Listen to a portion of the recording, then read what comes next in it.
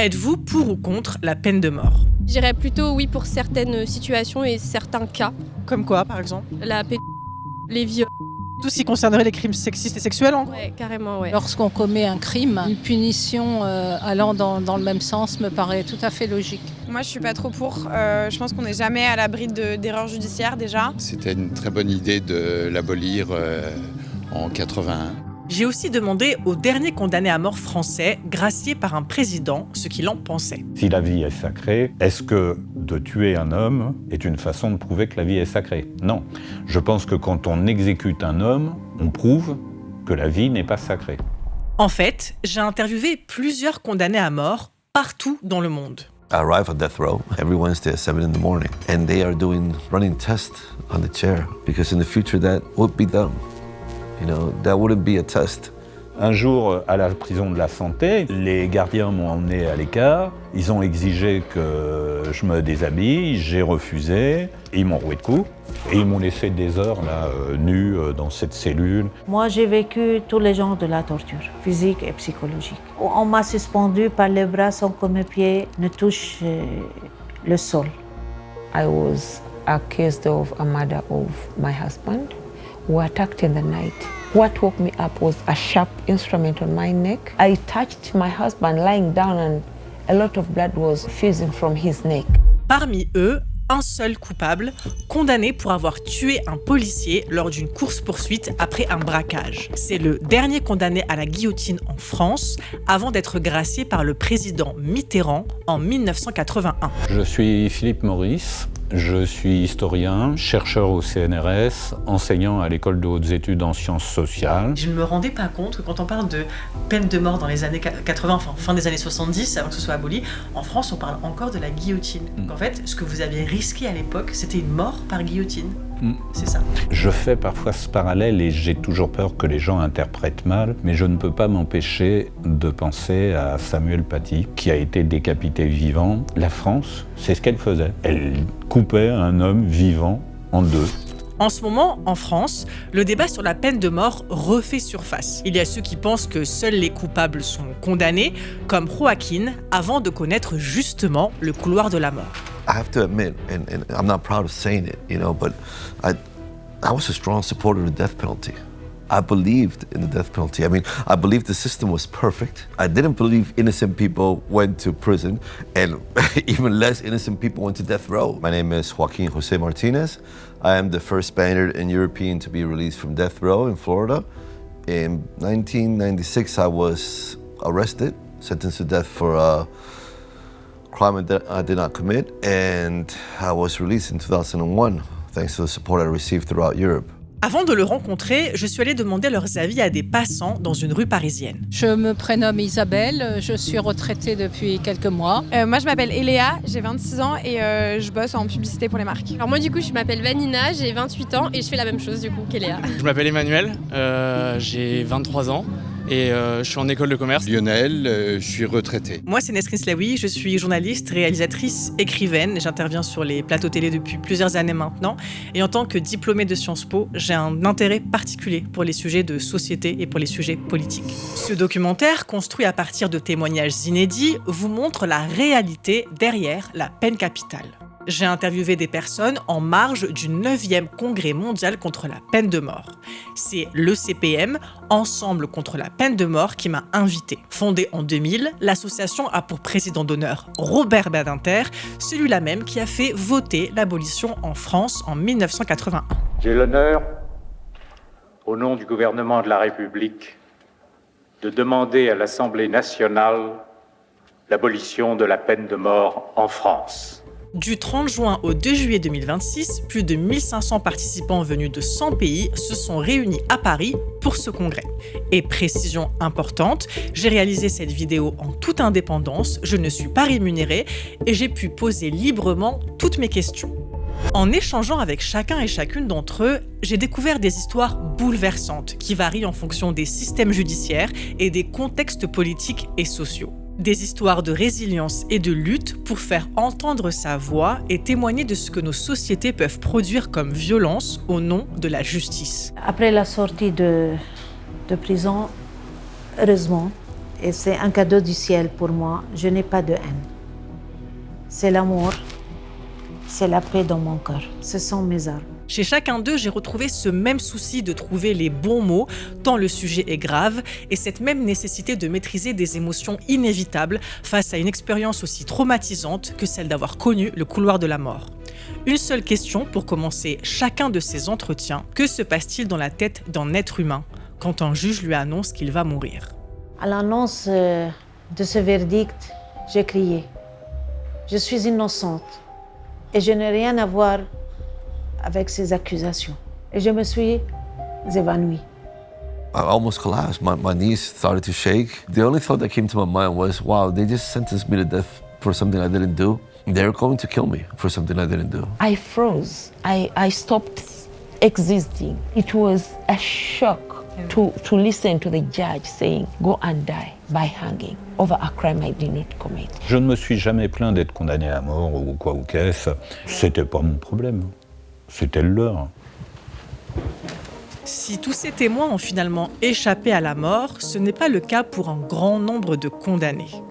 Vous pensez qu'il y a combien de pays encore dans le monde qui autorisent la peine de mort, ou c'est légal? Je pense qu'il y en a au moins une trentaine. J'aurais dit la même chose, 30, 40, une 40, ouais, 30, quarantaine. Il y en a 47. Oui, mais des pays importants comme les États-Unis en premier lieu, le Japon aussi. Est-ce que vous savez combien de personnes ont été exécutées dans le monde en 2025, hors Chine, parce que c'est un pays dont on n'a pas les chiffres? Je sais pas, je pense que ça doit peut-être 500 personnes. Ah ouais? Un peu plus. Ah ouais, j'avoue. 700, 800. Plus 1000? Ah ouais. 2000? 3000? En 2025, il y a eu 2707 exécutions recensées dans le monde, dans 17 pays. C'est le chiffre le plus haut depuis 44 ans, une hausse de 78% en un an, tirée surtout par l'Iran, l'Arabie Saoudite et les États-Unis. Et les méthodes varient. L'injection létale ou la chaise électrique aux États-Unis, la décapitation en Arabie Saoudite, l'exécution par balle en Chine, ou encore des exécutions pour trafic de drogue par pendaison à Singapour. T'as quasiment 10 exécutions par jour? Condamné à mort. Condamné à mort, ah ouais. Et il y a un argument en faveur de l'abolition qu'on ne peut pas contourner, celui de la condamnation à mort d'innocents. Car une erreur de justice, oui, ça peut se réparer, même si les dommages sont colossaux sur la victime. Mais dans ce cas-là, une erreur de jugement est tout simplement irréparable. Ce qui me fait peur, surtout dans la peine de mort, c'est les erreurs judiciaires, quoi. Ouais, c'est vrai. Ouais, qu'un innocent se fasse condamner pour rien. Du coup, c'est un peu plus délicat. C'est pour ça que je suis un peu oui, non. C'est la vraie question qui se pose derrière la peine de mort, c'est est-ce qu'on prend le risque d'exécuter des innocents ou est-ce qu'on laisse en vie des coupables? On peut exécuter quelqu'un dans la mesure où on est sûr qu'il est coupable. Évidemment, s'il y a un doute, on ne le fait pas. Est-ce que vous préférez exécuter un innocent ou laisser en vie un coupable? Ouais, non, c'est sûr, pas exécuter, je pense, un innocent, non. Franchement, je crois que je préfère laisser en vie un coupable. Du coup, ça répond un peu à ta question sur la peine de mort, parce que du coup, si tu laisses vivre un coupable, c'est que t'es pas vraiment pour la peine de mort. Les personnes que je vais vous présenter maintenant ont un point commun. Elles étaient innocentes. I'm arrested on a typical Super Bowl Sunday. I said to my girlfriend at that time, I said, listen, I'm going to go visit my children. I was divorced. My ex-wife and I, we tried to make our lives impossible. And I remember I show up at the house. My ex-wife at that time begins to speak to me and ask me questions about 2 murders that had taken place in this city in Tampa. And I was like, wow, why is she talking to me about this? What's going on, And she just kept asking me about this case. I left her home after arguing with her. I was arrested outside of her home. One car on the right cut me off, a vehicle, another on the left. And I look up, and all of a sudden I see one helicopter on the right and one on the left. And they arrest me. So you were accused of the 2 murders? Murders at that point. And a few weeks later, we begin everything, the proceedings, we begin trial, we pre-trial, they're doing DNA testing, and I say, well, this is perfect because this is going to help me, They give the results a month later, and the prosecutor says, we have the results, Your Honor, and they are negative. So good for you? And I said, perfect. I look at my attorney and said, okay, good, I can go home. But the prosecutor says, but that doesn't mean anything. That just means that Mr. Martinez was there with someone else or someone else, more people, and those other people left all the DNA. And since there's no one else in this case, and Mr. Martinez is not willing to cooperate. Je m'appelle Antoinette Chahine. En 1994, j'ai été condamnée à mort au Liban pour un crime que je n'avais pas commis. J'ai été torturée à tel point que j'ai dû être hospitalisée à 2 reprises. Après avoir refusé de signer un faux témoignage, on ne m'a plus donné de l'eau. On m'a versé sur le front de telle sorte qu'elle n'atteint pas mes lèvres. Je cherchais désespérément à attraper une goutte d'eau, mais ma langue ne réussissait pas à en toucher une seule. I am Susan Kigula from Uganda. I am a formerly incarcerated woman who spent 16 years in prison as a death row prisoner. I was innocently imprisoned, prosecuted, judged, and sentenced to death. I touched my husband lying down, and a lot of blood was, fusing from his neck. And that's when I realized that we've been attacked. I was the first to be suspected by the police. It was so humiliating. My family members, I learned that some of them even didn't want their friends or their circles to know that I'm related to them because it was so embarrassing. It had never happened in my family. And even the friends I had, they did not even come to see me in prison because they were ashamed. C'est exactement cette peur-là, celle d'exécuter un innocent, qui a porté l'abolition en France en 1981 dans le discours de Robert Badinter devant l'Assemblée nationale.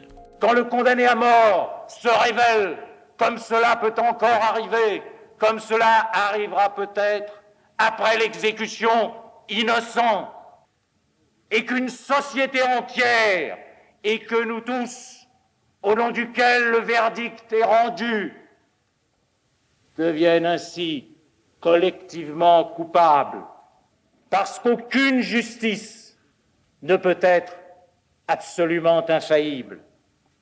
La peine de mort est moralement inacceptable. En France, en gros, pour condamner à mort un homme et pour l'exécuter, il fallait qu'il ait commis un homicide volontaire avec préméditation, sans circonstances atténuantes. Buffet-Bontemps a été exécuté dans les années, je crois, 72, alors qu'il avait tué personne. Et il avait participé à une prise d'otage en prison, et son codétenu avait tué une infirmière et un gardien. Mais lui, n'avait tué personne. On l'a exécuté quand même. Vous pensez que vous le vivrez comment, par exemple, s'il y a un de vos proches qui a commis un crime très grave et qui serait du coup condamné à mort? Je serais intraitable. Hein. Si quelqu'un de ma famille a tué quelqu'un, il doit payer, hein, ça c'est sûr. Le payer de quelle façon? Parce que vous savez, il y a plusieurs façons de condamner à mort dans le monde. Ça peut être la chaise électrique, ça peut être la pendaison. Vous pensez qu'il y a une manière de tuer qui peut être le plus juste possible, selon ces méthodes-là utilisées? Peut-être l'injection létale, mais c'est sûr que c'est pas facile hein, de traiter le problème. Hein. J'avais jamais réfléchi à ce prisme-là, le prisme des proches en fait, des coupables, mais c'est vrai que je pense que c'est aussi un petit peu injuste de faire payer la famille en tuant leurs proches. Et de savoir aussi quand est-ce que ça va être la fin aussi, je trouve ça assez dur. Ouais. Oui, parce qu'en fait, ils vivent dans l'attente du coup de fil qui va leur annoncer l'exécution. C'est ça, ouais. C'est vrai que j'ai pas pensé non plus, mais ouais, c'est... Souvenez-vous, 2707 personnes ont été exécutées dans le monde en 2025 suite à des condamnations à mort. Parmi elles, le frère d'Angelia Barnabas, exécuté en octobre 2025 pour trafic de drogue à Singapour. Je l'ai rencontrée, elle m'a raconté tous les allers-retours par courrier et les coups de fil pour annoncer la mort de son frère avant que ce jour ne soit plusieurs fois annulé ou reporté, et cela pendant des années. Do you just remember the last thing you told him? He always do this in the glass divider as a sign of to feel his energy.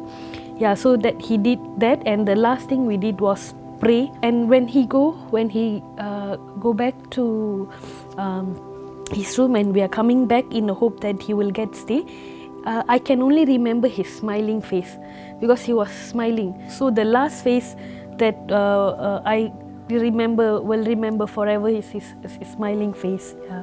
Pendant 6 ans, sa famille a multiplié les allers-retours entre la Malaisie et Singapour, vendu des biens pour payer les frais de justice. Angelia, elle, a mis sa vie entre parenthèses pour rester près de son frère et depuis, elle est devenue une activiste contre la peine de mort. My name is Angelia. I'm from Malaysia and I'm sister to Paneerselvam, who has been sentenced to death in Singapore and was executed last year. And can you just explain a little bit the story of your brother, just like from the beginning to the end? My brother was 27 years old when he was arrested in Woodlands checkpoint. In that time, he have actually get to know new friends, and he got manipulated by the friends to bring a parcel over. So that's why he ended up in the border. He has given as a scapegoat. We couldn't save him because of the political issue between two countries. Maybe they had a political agreement between two countries not to save him because we already saved him from the execution twice. Ici et maintenant, en France, le débat sur la peine de mort est revenu en force. Après un crime contre une enfant qui a choqué et à juste titre, des voix se sont levées sur les réseaux sociaux pour réclamer son rétablissement. Jusqu'à l'animatrice Karine Le Marchand qui a lancé « Tu enlèves la vie, on t'enlève la vie ». Des responsables politiques ont appelé à un référendum. Le Rassemblement national a affirmé qu'il en respecterait le résultat. Un sondage a alors annoncé que 68% des Français y seraient favorables. Mais que dit vraiment ce chiffre ? Et vous, en tant que justement l'un des derniers condamnés français à mort, c'est quoi votre regard sur ce débat sociétal ? Est-ce que vous trouvez que c'est dommageable ? Vous trouvez que c'est aussi parfois une instrumentalisation politique ? Vous avez parlé d'instrumentalisation. Point, c'est tout, pour moi c'est ça. C'est un sondage qui est fait pour des organes de presse qui diffusent les idées les plus... des idées d'extrême droite. Donc première chose. Deuxième chose, c'est un sondage entre guillemets qui est fait le 10 juin, 6 jours après que l'on ait retrouvé le corps de cette petite fille de 11 ans. En revanche, en octobre 2025, 3 chercheurs ont fait une étude sur est-ce que les Français souhaitent le rétablissement de la peine de mort. Et ils sont arrivés à la conclusion que 61% des Français ne souhaitaient pas le rétablissement de la peine de mort. Tuer quelqu'un ne fait revenir personne. Ça ne referme aucune blessure. Ça ne guérit pas de l'injustice subie. And what would you like to tell to people, especially here in France, who still believe that death penalty is a good idea? I lost my father to a 17-year-old on a motorcycle. He was speeding and he hit my father. My father passed away. My father, my Superman. But I have to be honest. Imagine the person that killed my father executed in front of me. It doesn't matter what execution method. There's nothing that could take away the pain. Si la peine de mort n'est pas la solution, il reste des questions fondamentales. À quoi sert la prison ? Quelle est l'utilité d'une condamnation judiciaire ? Justement, en 1975, le philosophe Michel Foucault publiait « Surveiller et punir ». Depuis le 19e siècle, on a beaucoup vécu sur cette idée qu'il y a des individus dangereux. À vrai dire, le danger, c'est l'ensemble des conditions par lesquelles une société sollicite un individu et puis finalement constitue, par la manière même dont elle le sollicite, un danger. Le danger, c'est quelque chose d'objectif. Foucault démontre que la prison échoue depuis sa création à son propre objectif, celui de réduire la récidive. Et cet échec est documenté depuis son origine. Les chiffres récents lui donnent encore raison, car selon le ministère de la Justice, 35% des détenus commettent un nouveau crime ou un nouveau délit après leur première condamnation. Et les conditions dans lesquelles on est censé les préparer au mieux à sortir de prison ne sont pas idéales. Au 1er juin 2026, la densité carcérale en France atteint 171% et plus de 5700 personnes dorment sur un matelas posé à même le sol. Pour vous, elle sert à quoi la prison ? Est-ce qu'elle sert à punir ? Est-ce qu'elle sert à éviter la récidive et à porter la culpabilité chez la personne incarcérée ? Ou est-ce qu'elle devrait servir au pardon, à la réparation et à la réinsertion ? Elle sert uniquement à punir. En France, on aime bien avoir l'air humaniste et autres, et donc on parle de réinsertion. Mais la seule réalité de la prison, ça sert à punir. À une époque, j'étais un peu cynique, je me disais, mais ils cherchent même à encourager la délinquance. Ça permet de dépenser plein d'argent en assurance, en système de sécurité, etc. Il y a plein de jeunes que l'on met en prison. On devrait tout de suite les faire accompagner par un travailleur social qui les emmènerait à l'école, qui irait les rechercher et les ramènerait chez eux. Et donc non, la prison ne sert qu'à la récidive.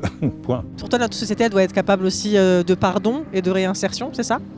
Oui, je pense que c'est important. Il n'y a pas que punir, il y a aussi faire évoluer et potentiellement faire changer les personnes qui passent par la prison. J'ai lu que vous avez effectué une thèse de 1200 pages. Comment vous avez développé cette passion pour l'histoire et comment ça constitue aujourd'hui toute la suite de votre vie en réalité? C'est ce qui vous a permis de sortir de prison, ce qui vous a permis de vous réinsérer aussi socialement et de devenir autre chose que ce criminel-là qui a été condamné par la justice. Ma thèse de doctorat, c'est la famille Angers-Vaudan au XVe siècle. Je travaillais jusqu'à 12 ou 14 heures par jour quand même, et ça m'a pris pas loin de 5 ans. Et donc, ça préservait mon équilibre. Quand j'ai étudié, je ne pensais pas du tout que ça me servirait à sortir. Je pensais qu'on ne me laisserait jamais sortir. How did you spend your time in prison? So I decided to now turn negativity into positivity. And then that's when I started a school in prison and I started teaching the ladies how to read, how to write, the basics. The issue of wanting to change the law started way back in 2001 and 2002, around there. And this battle was a collective effort. Of course, I had the will, I did the advocacy from within to appear in court for all the 417. Now Uganda's constitution abolished mandatory death sentences. The judges now have the discretion to sentence, so they can only sentence to death in the rarest of cases. Ce jugement dont Suzanne parle et qui porte son nom a été rendu par la Cour constitutionnelle ougandaise en 2005, puis confirmé par la Cour suprême en 2009 et il a aboli la peine de mort obligatoire en Ouganda. Il a bénéficié à plus de 900 personnes. Vous venez de découvrir un coupable, 3 innocents, tous condamnés à la peine de mort avant d'y échapper. Plusieurs histoires, mais une seule conclusion. La peine de mort ne répare rien, ne protège rien, n'évite aucun crime et crée même de nouvelles victimes au nom de la société. There is no way to justify death penalty. La peine de mort, ce n'est pas une solution. There is what we call the death row syndrome, which sets in the moment you're sentenced to death. Every time you live in uncertainty, you don't know what will happen tomorrow. And you realize that you have no control over your life and nobody has. Si cette vidéo vous a intéressé, n'hésitez pas à la liker, à la commenter, à la partager autour de vous. À bientôt pour un nouveau sujet.